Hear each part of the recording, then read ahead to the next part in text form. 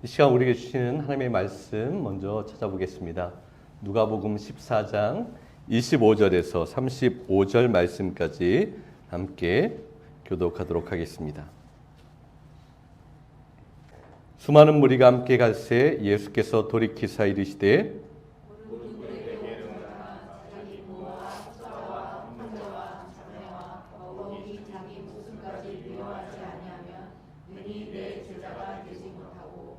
누구든지 자기 십자가를 지고 나를 따르지 않는 자도 능히 내 제자가 되지 못하리라.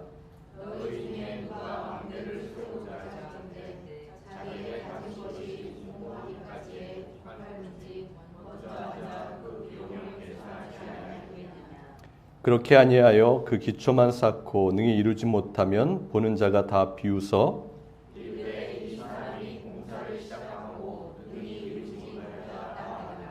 또 어떤 임금이 다른 임금과 싸우러 갈 때에 먼저 앉아 1만 명으로서 저 2만 명을 거느리고 오는 자를 대적할 수 있을까 헤아리지 아니하겠느냐.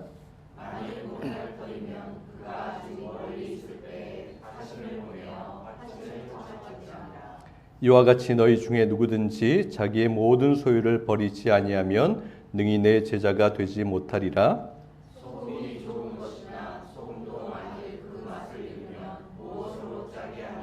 함께 읽겠습니다. 땅에도 걸음에도 쓸데없어 내버려니라. 들을 귀가 있는 자는 들을지어다 하시니라. 아멘. 제가 청년부 시절 교회 생활하던 중에 기억나는 사람이 한 명 있어요. 그 친구는 믿음이 정말 좋아 보였습니다. 교회 행사가 있으면 가장 먼저 나와서 모든 준비와 행사 진행을 도맡아서 했어요. 또 수련회를 가면 맨 앞에 앉아서 정말 가장 뜨겁게 오랜 시간 기도를 열심히 했습니다. 그 친구를 볼 때면 항상 무엇인가 봉사를 하고 있어요. 그래서 교인들이 그 친구를 다 인정했습니다. 이 친구는 정말 믿음이 좋다. 참 열심히 한다. 모두가 그를 칭찬했어요. 이 친구는 칭찬을 들으면 들을수록 더 열심히 모든 일을 했어요. 그래서 신학교도 들어갔고요. 한동안 공부도 했습니다. 그런데 어느 순간 이 친구가 좀 변하기 시작했어요. 모습이 달라졌어요. 열심도 사라지고 뜨거움도 없어지고 헌신과 봉사의 모습도 나타나지 않기 시작했어요. 이 친구가 이렇게 변하게 되었던 시점이 있습니다. 그것은 이 친구의 열심과 믿음에 대해서 교인들이 인정해주고 칭찬해주는 것이 적어지기 시작할 때부터 이 친구의 모습이 이렇게 변하게 되었어요. 그러다 어느 순간에 신학 공부도 그만두고 교회도 나오지 않게 되었어요. 자신에게 관심과 칭찬을 줄 수 있는 새로운 어딘가로 다시 찾아 떠나게 되었습니다. 여러분, 이 친구의 열심은 주님께서 기뻐하시는 진정한 열심이 아니었어요. 진실한 믿음의 모습이 아니었습니다. 단지 누군가가 자신을 보면서 인정해 줄 때에 만족하고 그냥 기분이 좋은 그러한 것 때문에 열심을 내었던 거였어요. 단지 누군가 자신을 알아주고 칭찬해 주는 것, 그것이 너무나 좋았던 것이죠. 주님의 진정한 제자가 되어서 주님께서 원하시는 일을 하는 것, 그것에 마음이 있지 않았습니다. 자신이 원하는 것을 체험받으려고 했던 것 같아요. 예수를 믿고 따른다는 그 겉모습, 그것은 화려했는지 모르겠지만 그 내면 안에 가지고 있었던 마음은 그저 자신의 만족을 위한 거였어요. 그한 것을 통하여서 내가 원하는 것을 체험받고 내 인정과 칭찬과 내 기분이 좋아지는 것, 그것을 따라 살았던 그런 모습이 있었습니다. 자신이 원하는 것을 이루기 위해서 그저 단지 예수님을 이용했던 것이라고 생각이 되었습니다. 예수님을 떠나버리고 말았어요. 요한복음 6장에도 보면 예수님을 따라다녔던 사람들이 굉장히 많이 있어요. 지난번에도 함께 잠깐 나눴는데요. 예수님을 따라가는 이유가 그들에게는 아주 분명했습니다. 예수님께서 병자들을 고치셨어요. 그리고 보리빵 5개와 물고기 2마리로 5,000명을 먹이셨어요. 그래서 따라가는 사람들의 숫자가 점점 많아졌습니다. 그들이 기대하는 것이 무엇이었을까요? 계속해서 예수님께서 더 놀라운 기적을 이루어 주시는 거예요. 그리고 그 기적이 항상 나에게 어떻게든지 이익이 되어야 하는 거예요. 그러한 생각으로 예수님을 따랐어요. 그런데 예수님께서는 그러한 목적을 가지고 따라오던 사람들에게 그들이 원하는 것을 주시지 않습니다. 입을 즐겁게 하고 배를 든든하게 하는 것, 그것을 주시지 않으셨어요. 그리고 그들을 모시고 참된 제자됨에 대해서 이야기하셨어요. 진정한 제자, 나를 따르는 사람은 어떠한 사람인가 너희는 알아야 한다라고 예수님께서 그들에게 말씀하시기 시작하십니다. 그들이 예수님의 말씀을 듣고 어렵다라고 그렇게 이야기합니다. 그런데 예수님의 하신 말씀이 이해할 수 없어서 어렵다라는 그러한 의미가 아니었어요. 이 어렵다라는 원어의 의미를 보면 받아들이기 힘든 말, 충격적인 말, 부담스러운 말이었어요. 그들이 예수님께서 하신 말씀을 이해하지 못한 것이 아니라 다 이해했지만 그들이 그 말씀을 따라가기에는 너무나 힘들고 충격적이고 부담이 되었기 때문에 그들은 고민하기 시작했어요. 그들이 단지 원했던 것은 무엇입니까? 그저 예수님께서 지금처럼 하셨던 것처럼 기적을 많이 보여주시고 자신들의 필요를 채워주는, 자신들이 원하는 대로만 해주시는 예수님을 기대하였던 거예요. 그런데 자신들이 원하는 것이 이루어지지 않았죠. 그랬더니 어떻게 기록하고 있습니까? 예수님을 따라다니던 많은 제자들이 더 이상 예수님을 따라가지 않고 떠나갔다라고 기록을 하고 있어요. 처음에는 예수님과 함께 가는 것 같았습니다. 그 누구보다 더 열렬하게 환호하며 예수님을 쫓아갔어요. 예수님과 함께 하겠다고 큰 소리치며 그렇게 예수님 앞에 환호하며 따라갔어요. 그런데 자신에게 주어지는 이익이 보이지 않자 예수님을 아주 차갑게 떠나버리는 모습이 기록되고 있어요. 그들이 지금까지 예수님을 따라다녔던 그 이유가 분명히 여기에서 보여지는 거예요. 예수님을 이용해서 편해지는 거예요. 예수님을 통해서 자신이 높아지는 겁니다. 예수님을 팔아서 자기가 한 자리를 맡게 되는 것, 그것 때문에 예수님을 따라갔던 거예요. 그리고 예수님을 아주 쉽게 떠나버리고 말았어요. 예수님께서 그 떠나가는 사람들을 슬프게 바라보시면서 얼마나 그 마음이 아프셨을까요? 그래도 하나님의 뜻을 함께 이루고자 간다라고 생각했지만 그들이 자신들의 욕심이 이루어지지 않자 떠나가는 모습을 보시면서 함께 있었던 12명의 제자들을 향하여서 이렇게 질문하셨어요. 자, 이제 너희는 어떻게 하겠느냐? 너희도 저들처럼 나를 떠나겠느냐라고 예수님께서 12명을 향하여서 질문하셨어요. 이 질문에 베드로가 대답을 하죠. 이런 대답을 합니다. 주님, 우리가 누구에게로 가겠습니까? 주님에게는 영원한 생명의 말씀이 있습니다. 우리는 주님이 하나님의 거룩하신 아들이라는 것을 믿고 알게 되었습니다. 참 아름다운 믿음의 고백을 베드로가 하고 있어요. 이 멋진 고백을 이렇게 짧게 줄일 수 있을 것 같습니다. 주님과 함께 끝까지 가겠습니다라는 고백으로 받을 수 있어요. 여러분, 주님께서 우리에게도 질문하시죠. 너희도 가려느냐? 너희도 나를 떠나갈 것이냐라고 우리에게 동일하게 질문하세요.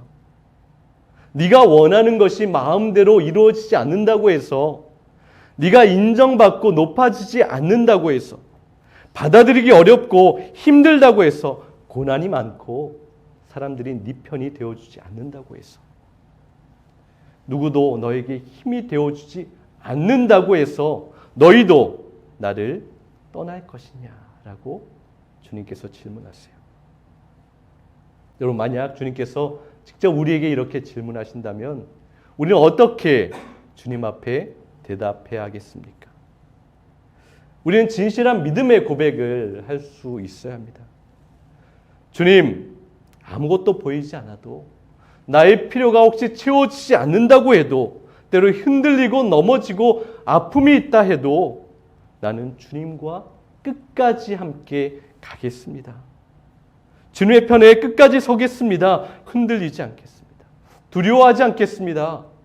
나의 믿음의 결단과 주님을 향한 헌신을 포기하거나 버리지 않겠습니다. 라는 그러한 믿음의 고백을 드릴 수 있는 저와 여러분이 되기를 원합니다. 오늘 본문 누가복음 14장에도 보면 동일하게 예수님을 따라 걷는 사람들이 나타나고 있어요. 그들이 예수님을 따라 걷고 있습니다. 25절을 한번 보세요. 많은 무리가 예수와 함께 가고 있었다. 그때 예수께서 돌아서서 그들에게 말씀하셨다. 예수님의 명성과 인기가 점점 높아지고 많아졌어요. 그래서 예수님의 뒤를 따르는 사람들의 세력이 점점 많아지고 강해지기 시작합니다. 여러분, 군중심리라는 것이 있죠. 나 혼자는 약해서 아무것도 할 수 없는데 함께 많은 사람이 그룹을 이루고 나와 함께하면 나는 아무것도 아닌 것이 맞는데 왠지 내가 좀 더 강한 것 같고 모든 것을 할 수 있는 것 같은 그러한 착각에 빠질 때가 있어요.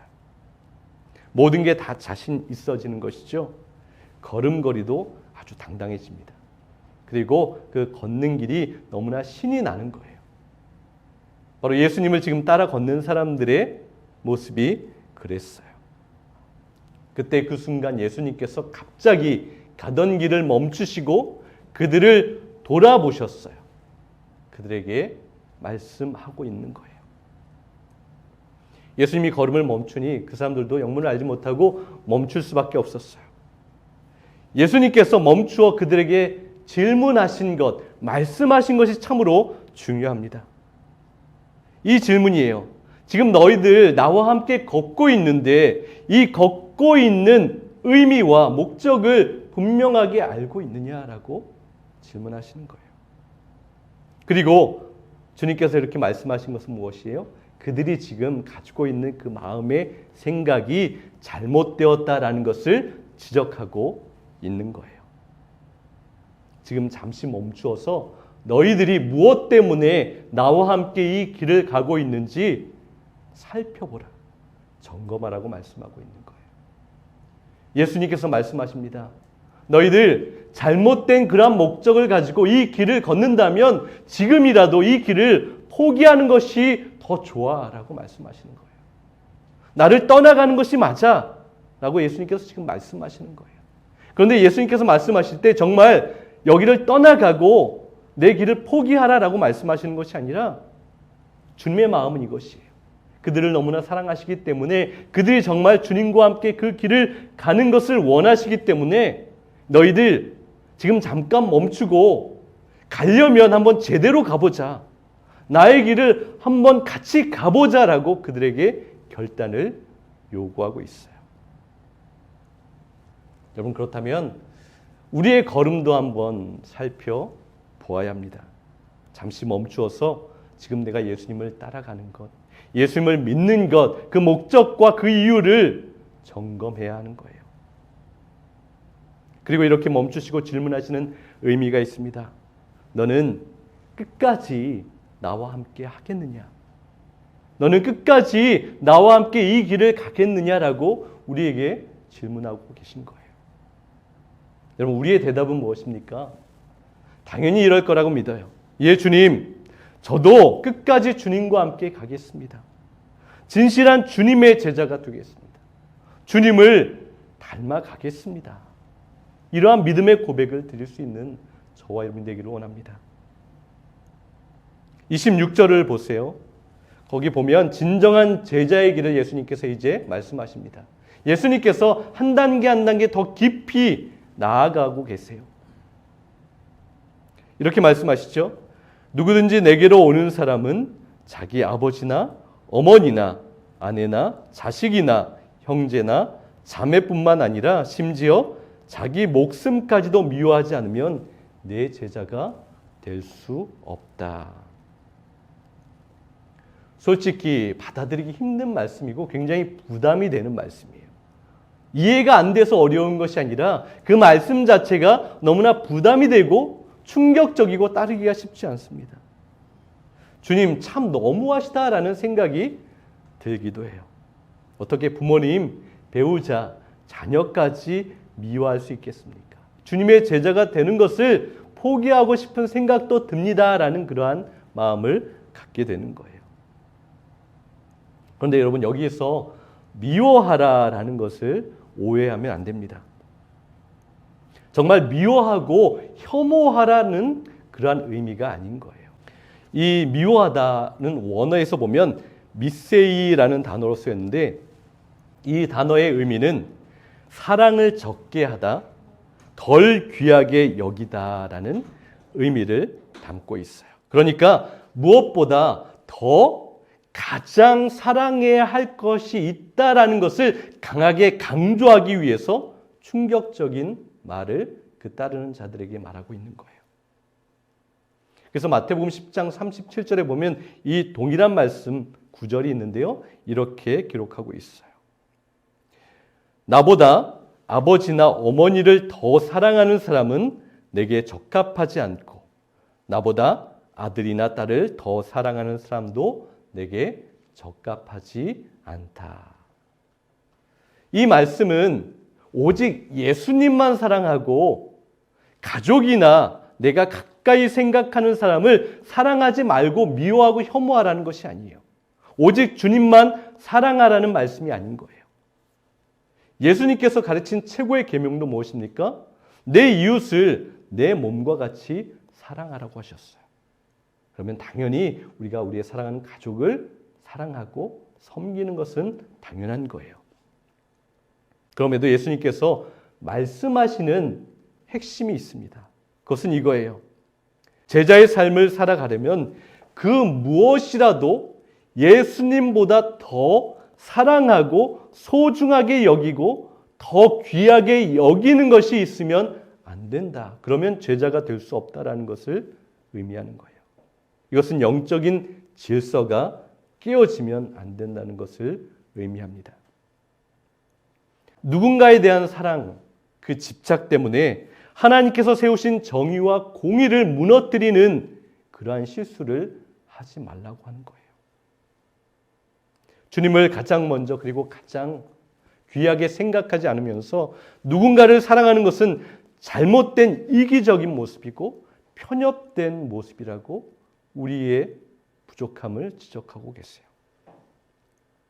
여러분 이런 모습을 볼 때가 있어요. 가족을 위한다는 그러한 핑계를 대면서 사기 행각을 벌이거나 가족의 잘못을 감추기 위해서 거짓말을 하면 안 된다라는 의미가 이 말씀 가운데 포함되어 있습니다. 내 가족만 생각하고 중요하고 다른 사람들은 무시하고 싫어하는 그런 모습이 있으면 진정한 제자도의 삶이 아니라고 하시는 거예요. 이제 예수님께서는 한 걸음 더 나아가십니다.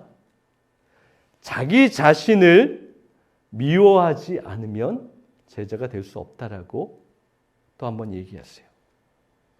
이것도 같아요. 나 자신을 미워하고 혐오하라는 것이 아닙니다. 나보다 하나님을 또 주님을 더 소중하게 생각하라는 그 질서를 말하고 있는 거예요. 하나님 나라보다 자신의 나라를 구축하는 데 열심을 내지 말라고 하는 거예요. 자기 중심적인 생각에 갇혀서 하나님의 뜻을 포기하거나 버리지 말라고 하십니다. 하나님의 뜻을 따르기 싫어하는 그러한 마음들이 우리에게 생길 때가 있어요. 악한 마음이 우리 마음 가운데 자리 잡을 때가 있어요. 그러면 그러한 생각들을 미워하라고 말씀하시는 거예요. 그러한 생각을 버리라고 하십니다. 여러분은 예수님을 가장 사랑하고 계십니까? 그 무엇보다 가장 소중하게 생각하고 있어요. 여러분들이 정말 이것은 너무나 중요하고 소중하다 생각하는 그것보다 언제나 예수님께서 먼저 그 앞에 계셔야 한다는 것을 우리에게 가르치고 계시는 거예요. 그런데 이러한 질문을 할 때 참 답하기가 쉽지 않습니다. 그런데 여러분, 우리는 우리 주님을 가장 먼저 가장 소중하게 여기고 사랑할 수 있습니다. 주님께서 나를 위해 행하신 일들을 우리가 알면 그렇게 사랑할 수 있어요. 여러분, 나를 위해 목숨을 내어준 그분을 우리가 사랑하지 않을 수 있습니까? 누군가 저와 여러분을 위해서 목숨을 대신 내어주셨다면 그것보다 감사하고 소중한 일이 있을까요?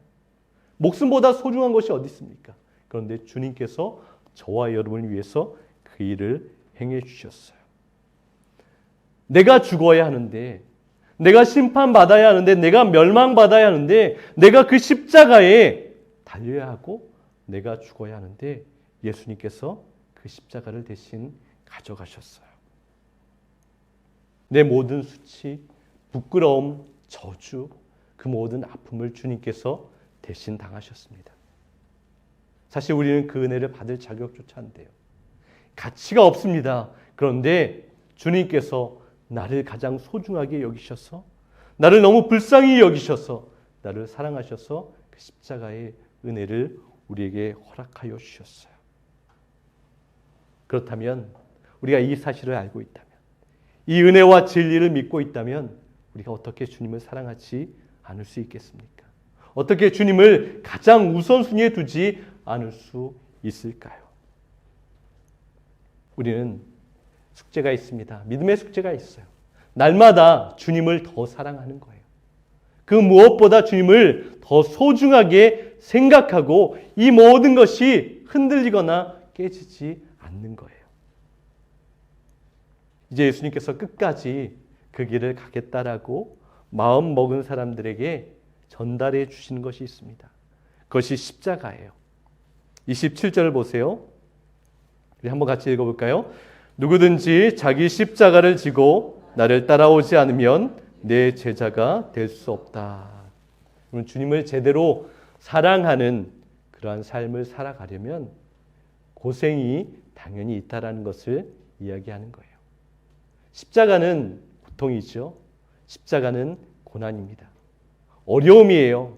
부끄러움이고 수치입니다. 주님을 따라가겠다라고 결단한 사람에게는 이러한 마음의 자세가 있어야 한다는 거예요. 예수님을 따라가는 길은 모든 사람이 그렇게 부러워하는 길은 아닙니다. 편한 길이 아니에요. 빠른 길도 아닙니다. 넓고 잘 닦여 있는 길도 아니에요. 거친 길이고요. 험난한 길입니다. 아픔이 있어요. 낭망할 때가 있습니다. 눈물 흘릴 때가 있어요. 육신적으로 또한 현실의 삶 가운데 그렇게 내가 원하는 대로 이루어지지 않는 길이라고 주님께서 말씀하십니다. 여러분들이 주님을 따르면서 생각하는 것은 무엇입니까? 누군가에게 아주 멋진 모습으로 드러나는 거라면 틀렸습니다. 내 성공과 내 자랑과 모두 내 것이 드러나는 것이라면 그것은 틀렸어요. 십자가를 지고 주님을 따라가지 않으면 주님의 제자가 아닙니다. 그리고 끝까지 그 길을 함께하지 않으면 진정한 주님의 제자가 될 수 없어요. 그럼 십자가를 온전히 지려면 어떻게 해야 합니까? 내가 지금 가지고 있는 것들을 내려놓고 주님을 따라야 하는 거예요. 내 양손에 많은 것을 움켜쥐고 온전히 십자가를 붙을 수 없어요. 내 어깨에 많은 것을 짊어지고 십자가를 온전히 메고 갈 수 없다라고 하십니다. 내려놓을 때 십자가를 붙들 수 있어요. 우리를 비울 때 십자가를 짊어지고 갈 수 있습니다. 그래서 욕심과 우리의 미움도 내려놓아야 합니다. 그래야 말씀에 순종할 수 있습니다. 예수님은 두 가지 비유를 말씀하시는데요. 높은 망대, 전망대를 세우는 것과 두 임금이 전쟁하는 비유를 예수님께서 말씀하고 있어요. 그러면서 이 가르침을 더 분명하게 이야기하고 있어요. 좀 상관이 없는 것 같은 비유를 말씀하시면서 오늘 제자의 삶을 이야기하십니다. 이 질문을 하고 계신 거예요. 너희가 예수를 따른다는 것이, 너희가 나를 따른다고 하는데 나를 따른다고 하는 것이 무엇인지 진지하게 고민하고 준비하고 나를 따르고 있느냐라고 질문하고 있는 거예요. 망대를 짓는 사람이 그것을 지을 때, 건축할 때 얼마의 비용이 들어가는지, 얼마의 자재가 필요한지 아무런 계산 없이 그 일을 시작하지 않는다고 하세요. 또 전쟁을 하는 사람이 싸움을 하면서 파악하지 않고 전쟁을 일으킬 수 없다라는 거예요. 내가 약하면 화친을 맺는다라고 이야기합니다. 들어가는 비용을 계산하지 않고 건축할 수 있습니까? 내가 이길 수 있다는 것이 확실하지 않은 상태에서 전쟁을 일으킬 수 없다는 거예요. 바로 주님께서 이 비유를 통해서 말씀하십니다. 주님을 따른다는 것에 대한 깊은 고민 없이 충분한 준비와 또한 기도 없이 신앙생활을 하는 사람들이 너무나 많이 있다는 거예요. 그렇게 하면 웃음거리밖에 되지 않는다라고 예수님께서 말씀하셨어요. 그저 막연하게 예수님 믿으면 잘 되겠지, 좋은 일이 있겠지, 그냥 자기의 감정과 기분대로 신앙생활을 하는 사람들이 참으로 많이 있습니다. 훈련이나 준비 없이 자신의 감정이나 자신의 뜻대로 생각대로 하는 사람들이 너무나 많이 있어요. 주님께서 이것을 지적하고 계십니다. 어떤 사람은 어느 날 기분이 좋으면 예배도 잘 드립니다.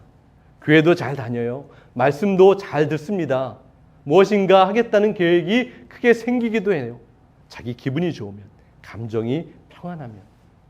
그런데 기분이 나쁘거나 내 감정이 상하면 예배하는 것도, 또 하나님을 섬기는 것도, 주님을 따라가는 것도 다 깨어지고 무너지는 사람들이 많이 있어요. 예수님께서 말씀하시는 거예요. 신앙생활은 기분이나 감정으로 하는 것이 아니라 혹시 내게 아픔이 있고 내 마음이 그렇지 않을지라도 예배의 자리와 하나님을 섬기는 자리를 포기하지 말라라고 말씀하고 있습니다. 여러분, 주님의 제자가 되는 길은 신중하게 계획하고 어려움을 무릅쓰는 그러한 헌신이 필요하다고 하세요. 단단한 결단을 할 수 있는 영적 훈련을 받아야 하는 거예요. 그 어떠한 공격과 폭풍이 온다 해도 흔들리지 않는 담대함이 있어야 하는 거예요. 그래서 우리에게는 믿음의 훈련이 필요해요. 우리가 40일 동안 하나님의 말씀을 묵상하고 또한 그 말씀을 따르는 것이잖아요. 이것도 훈련입니다. 훈련 없이 하나님의 일을 이룰 수가 없어요. 그저 내 감정으로 할 수 없다라는 거예요. 의지와 훈련과 준비와 계획과 기도가 우리의 삶 가운데 필요하다고 하십니다. 진정한 주님의 제자가 되려면, 주님과 함께 끝까지 가려면 따라야 할 주님의 말씀이 또 주어지고 있어요. 주님께서 오늘 결론처럼 말씀하세요. 33절을 한번 보세요. 같이 읽어보겠습니다. 너희 가운데 누구든지 나의 제자가 되려면 자기가 가지고 있는 모든 것을 버려야 한다. 여러분, 결국 예수님을 따라가는 것의 핵심은 온전히 비울 때 이루어진다라고 하십니다. 핵심이 비움인 거예요. 나를 끊임없이 비우는 것이죠. 여러분, 청소해 보셨죠? 청소하다 보면 어떻게 돼요? 이렇게 많은 쓰레기가 있었어 라고 생각할 때가 있어요. 버리고 또 버려도 비울 것이 많아요. 우리의 삶이 그런 것 같아요. 우리의 인생의 모습이 그렇습니다. 주님께서 계속해서 너는 비워가라고 하시는 거예요. 내 욕심을 쌌습니다. 내가 필요하지 않은 것들까지도 움켜쥐려고 해요. 그런데 진정한 신앙인의 모습은 그것을 내려놓는 것이고 비우는 것이라고 하십니다.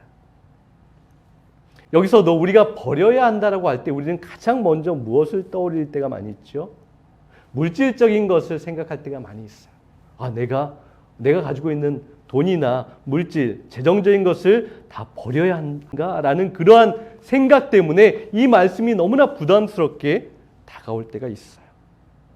그런데 이 말씀은 단지 우리 재정적이거나 물질적인 것에 국한되어 있지 않아요. 비움은 가족과 내 자신을 미워하는 것과 연결되어 있습니다. 마음속에 끝내 포기할 수 없는 집착하는 것을 말하고 있는 거예요. 그래서 모두 버려야 한다는 것도 동일합니다. 우리가 지금 가지고 있는 것을 다 정말 버려야 한다면 우리 일상의 삶을 현실 가운데 살아갈 수 없을 거예요. 그것을 말하는 것이 아니에요. 다 버려야 된다 그것이 아니라 오늘 말씀 내용에 있는 것과 동일해요. 주님보다 그 모든 것들이 우선되면 안 된다라는 것을 우리에게 말씀하고 있어요. 하나님께서 우리에게 주셔서 누리고 있는 그 모든 것들이 주님보다 하나님보다 더 소중하게 여기고 더 좋아하는 마음을 비워내라고 말씀하고 있는 거예요. 우리는 가지고 있는 것, 누리는 것 다 예수님께서, 주님께서 허락하신 거예요. 그런데 우리는 그것을 너무나 소중하게 생각해요. 그런데 사실 그것을 허락하신 주님, 하나님을 더 소중하게 생각하고 감사할 때 이 모든 질서가 온전히 이루어지게 되는 겁니다. 주님의 말씀은 모든 허탄한 집착을 버리는 비움이 있어야 한다고 하는 거예요. 그럴 때 비로소 온전히 주님을 끝까지 따를 수 있는 준비가 된 거예요. 여러분, 우리에게 비워야 할 것이 참으로 많이 있습니다. 욕심을 비우는 거예요. 집착을 비워야 합니다. 미움을 비워야 해요. 이기심을 비워야 합니다. 그리고 망령되고 허탄한 것들이 우리 마음 가운데 얼마나 많이 쓰레기 같은 것들이 쌓이는지 몰라요. 그런 것들을 빨리빨리 버려야 하는 거예요. 쓰레기를 오래 쌓아놓으면 딱딱해서 버릴 수 없는 정도까지 이르게 되는 거예요. 우리에게 있는 그 악하고 허탄한 것들, 그 모든 것들을 보여지는 대로 계속해서 비워내고 버려야 합니다. 그리고 어떻게 하는 것이죠? 이제는 예수로만 우리의 심령을 가득 채우는 거예요. 말씀과 기도로, 섬김으로, 사랑으로, 돌봄으로 채워나가야 하는 거예요. 바로 예수님의 제자들이 따라야 할 그 길을 걷는 것입니다. 소금은 소금의 맛을 내어야죠. 소금이 그 짠맛을 잃어버리면 아무 쓸모가 없다라고 하십니다. 그러면 우리는 예수의 맛을 내는 자들이 되어야 하는 거예요. 예수님의 제자가 예수님의 맛을 내지 않으면 아무런 소용이 없는 것과 같습니다.